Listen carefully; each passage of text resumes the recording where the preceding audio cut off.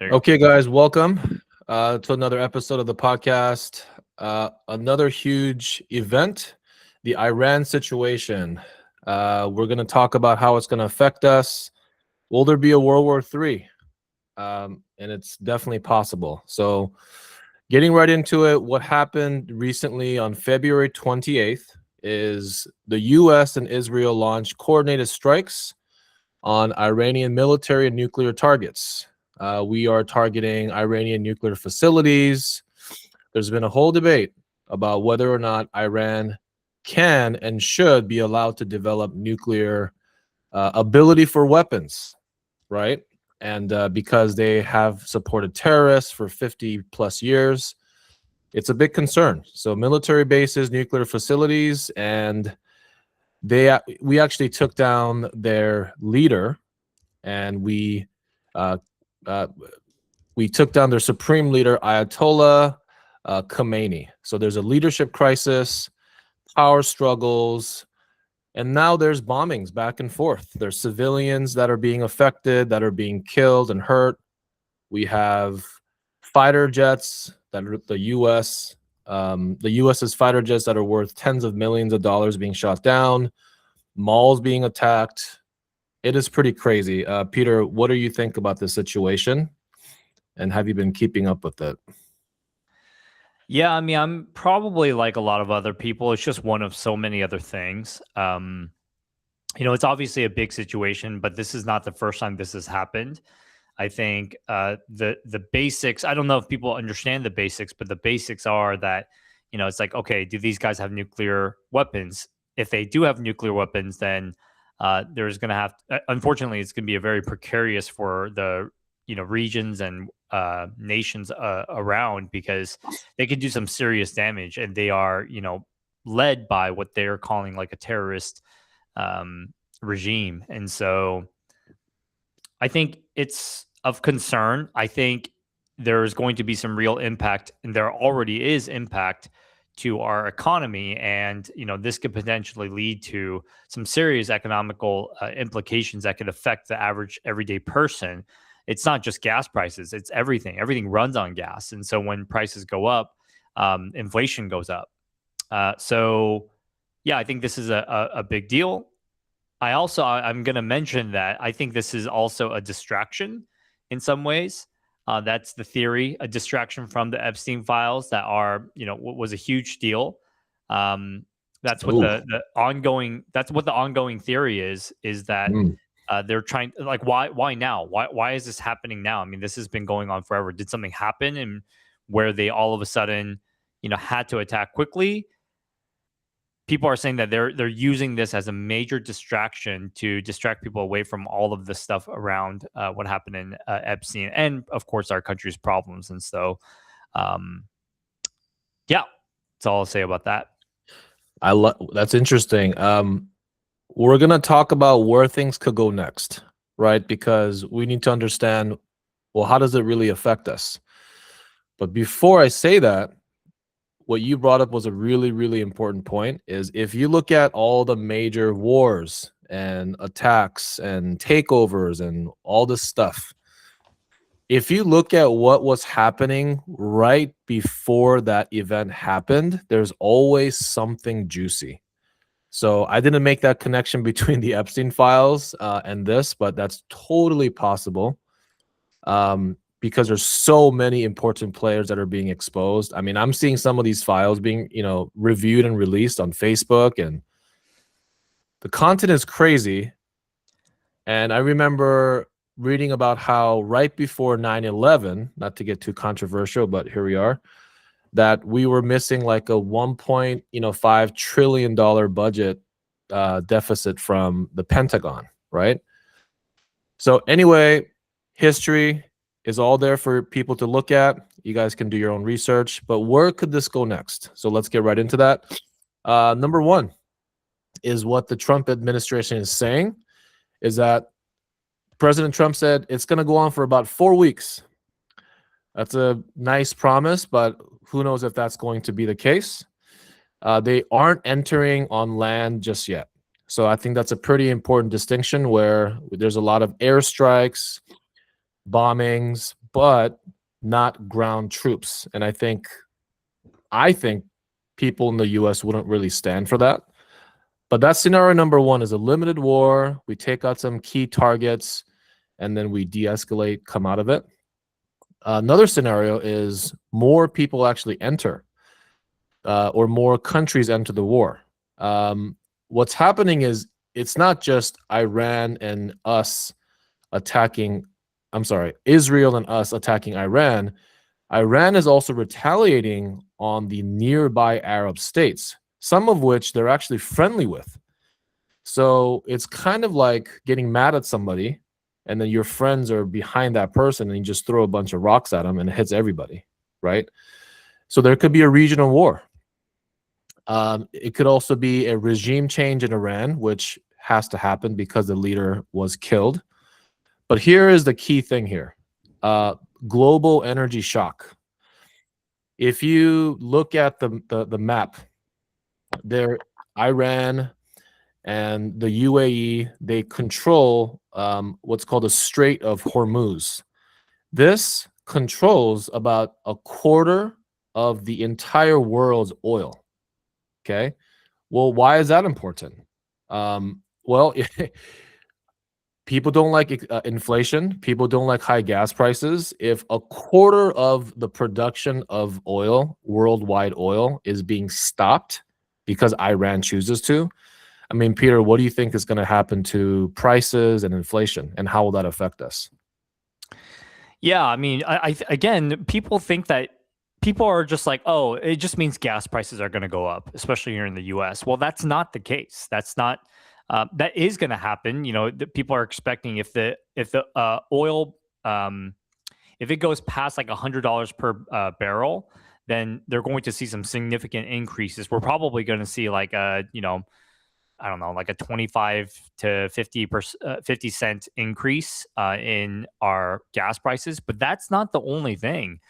Our world runs off of oil. Most of our, you know, America runs off of oil. And when oil goes up, everything actually goes up in terms of prices. They're going to have to charge more. That causes inflation. And so the theory right now is that we don't know what the Feds are going to do. But, you know, if we're seeing inflation go up, unfortunately, because of this war, we're going to see, and especially if it's prolonged, we're going to see the Feds not cut rates like they promised they would, and even just announcing that that would cause the stock market to get affected. But you know, if we're seeing a lot of inflation, they have to lower down the. They may even have to lower down the rates. Thus, what's going to happen is the stock markets are going to be affected, right? Because rates actually do affect our economy. And if our stock market gets affected, we're talking layoffs. Because when stocks go down, tech companies, not just tech companies, all companies, they will start laying off their employees, and we're going to start seeing unemployment go up as well. And so, I mean, there's just a lot of we're seeing Korea got. I don't know if you guys have heard, but Korea got severely affected because their economy highly depends on oil, and so oil prices will can actually tank their economy, and so they already crashed. I forget how many percent, but quite a lot recently, and in like a matter of it actually triggered a circuit breaker, which means they're halting all trading. I don't know if you've ever experienced that, but like when a stock goes down so much so fast, they actually somehow that you can't trade it anymore. So they actually triggered that for all of Korea's stock market, and because. And of course, once it resumed, people started selling again. And so we could see something similar in America. We could see mortgage rates go up because, of course, if the Fed doesn't cut rates or they even raise rates, we're going to start seeing mortgage rates go up. Thus, we're going to see potentially a housing crash, depending on how high the mortgage rates go. And so it's just not good for our economy. So this will make some serious impact for us. Yeah, that story about Korea stocks reminds me of GameStop. You know, how the stocks went on the opposite direction, too high up. Everybody, you know, Robin had halted trade, and that was a huge controversy. I mean, you're literally talking about the concept of like liberty and freedom, right? And if you extrapolate that and think about, well, why is oil so important? You really got to think about how oil really affects us, right? So it's, where do all the things come from? Well, they come from ships, and ships run off of diesel. And then they go on to trucks. Trucks run off of diesel. And cosmetics, even, right? Even chewing gum. Like, if you actually look at the ingredients and many, many things, I mean, there's so many things that involve petroleum or oil that it's not even funny. We are basically tires, right? You need new tires. Well, good luck, because all the rubber and all it has petroleum. And another point I'd like to make is, when the markets react, it's not just what's happening now, but what's being priced into the future as an expectation. So the energy markets and the global shipping markets are already reacting, which causes those things to go up. And people who are watching that will also be more in a defensive position. That are going to get into different types of assets, which should kind of maybe undo some of the progress we've had. And the last thing I'll mention is, because we have gone down in rates into the fives now, people may not understand that we're at actually 5.99 and below. Some FHA borrowers, again, because we're real estate people, there's FHA, there's conventional. Some FHA buyers are getting into the high fours or even low fives. And if this trend is reversed, a lot of the upside in the market, we're seeing listings, sell for quicker. There's escalations now. We recently had a buyer bid on a property, and they got beat up by $50,000. Like, it's happening again, multiple offers. But all that kind of momentum and forward movement can be crushed, like you said, due to inflation and worries. So it can be a pretty big thing that affects all of us. Yeah. And our economy, I just saw another YouTube title, or basically a Tom Bilyeu's new video saying that apparently even our banks right now are like, they're saying like, it was like something, 15 out of 16 of them are on the brink of collapsing, or something like that. And we're starting to see the same thing that we saw in 2008, which is why, I don't know if you remember, we started printing a whole bunch of money to try to uphold some of these banks that were struggling. And so we're already in we're on the edge, right? Economically already, what's going to happen if something, pushes us over? And so we will see. Hopefully this is, like Trump said, a very fast war, and, it's not a problem. I'm hoping that it just kind of, pushes over, but you never know. I think the other thing that we may want to consider is, and I did a little bit of research on this, is, can this cause World War III? And I asked myself, because that's been going around in the headlines, and I'm thinking like, well, why would that even happen? So I looked up who is even backing Iran, and apparently Russia and China, among many other people, or many other nations, Russia and China are backers or partners in some way, diplomatically, with Iran. They're also very dependent on them for energy, right? Weapons and energy. And so are they going to be involved? Because if they do get involved, everyone knows the superpowers, right? It's like, if Russia and China do get involved, that's World War III. What do you think? Let's build bunkers. Apparently, millionaires are building bunkers. Andrew Tate has a few. Kim Kardashian has a few, and it's only $400K per bunker, apparently. Okay, no problem. I think the word nuclear has been such a headline. This is one of the reasons why President Trump says, okay, so basically Iran has been trying to, develop nuclear, just like any, country that wants power, since the 50s. But because they are so supportive of literal terrorist cells and groups, and they fund them and train them. Actually, imagine what would happen if they were allowed to get nuclear weapons, and because of some things that I don't want to get into a history lesson here, but because of some failed negotiations and kind of strong arming from our administration to theirs, they're basically saying, look, we're not going to follow this anymore. We're going to enrich uranium and we're going to make weapons grade uranium. That, coming from a terrorist supportive country, is a pretty big red flag. So you think that this isn't a reality? Well, it has to be, because like you said, it's not just this country, it's the backers of that country. And I think we should all be paying attention to this. And it's so sad to see the civilians who are being affected. I've seen, footages of drones, like literally flying into, like there's a guy taking a video with a camera, and there's drones like with bombs attached to the drones flying into the buildings and the floors above them, right? I mean, imagine being in that situation. You're in a posh place in Dubai. Like, this is not just some weird country place. It's like metropolitan cities are getting hit, and it could escalate into something huge. And I sincerely hope that it doesn't. Definitely.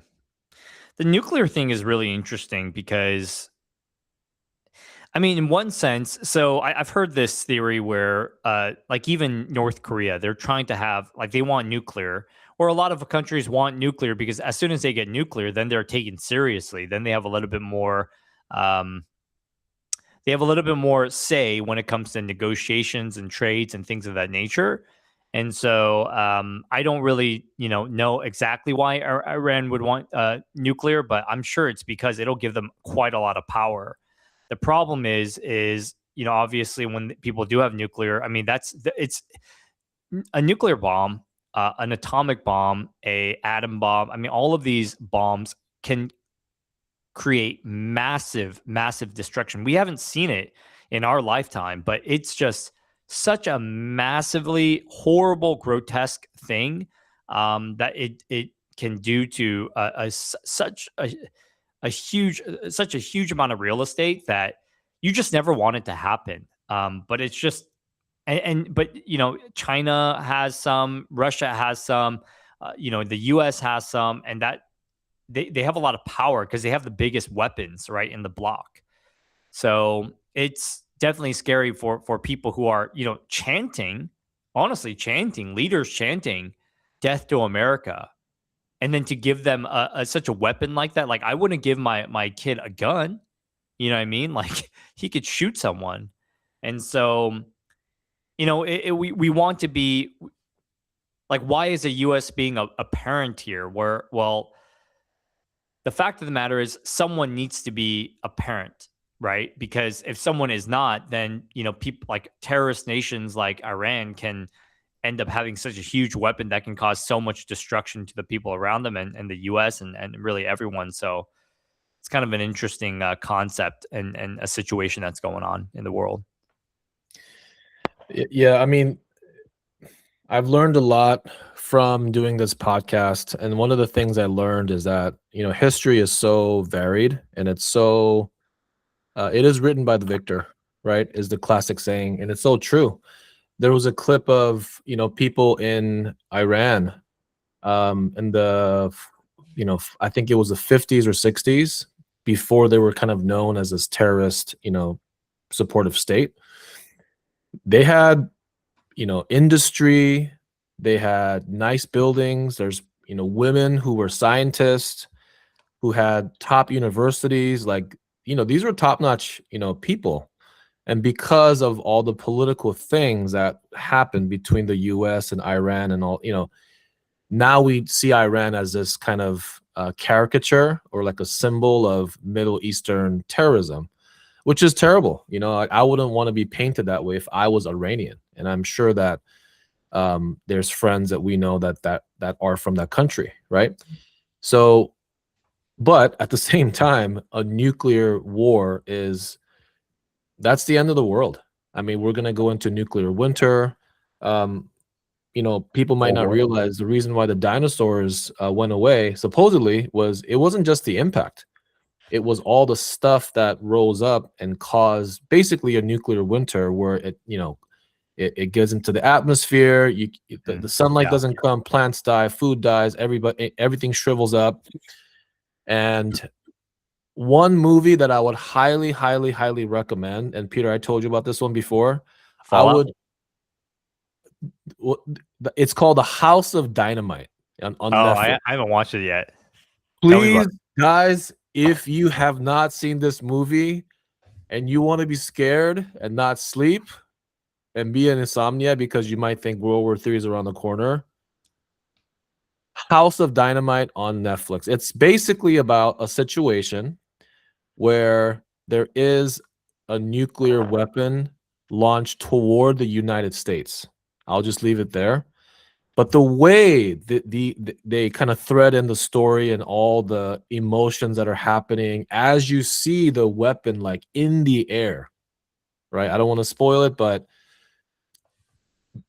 please watch it. I think it's a great movie and it just shows how scary a situation like that could be. And I think in the best case, we're gonna have some economic things happen due to this, but in the worst case, there could be a massive war. So I guess we'll pray to see what will happen. Yeah. I think one last thing I want to mention, at least from what I've been seeing, is that Iranian people, a lot of them are very happy about this situation. They're very happy that the U.S. finally intervened into a terrorist regime that has been oppressing them for a very long time. I was in Bellevue and I actually saw a bunch of people just dancing right on the street and people like honking horns, and there's like a huge festival in Bellevue, and the reason why they're just very happy that finally that the U.S. intervened, because I think a lot of the Iranian people were very, very unhappy and very oppressed out there. They've killed thousands, right? Probably even more than that, but it's like many, many people out there for opposing them or having a different thought, and so it's definitely an ugly scenario, and it's been long awaited. Like I said, I'm interested. It's interesting why it happened now in such a weird time, but it is happening, and we hope for the best. We hope that this goes over quickly.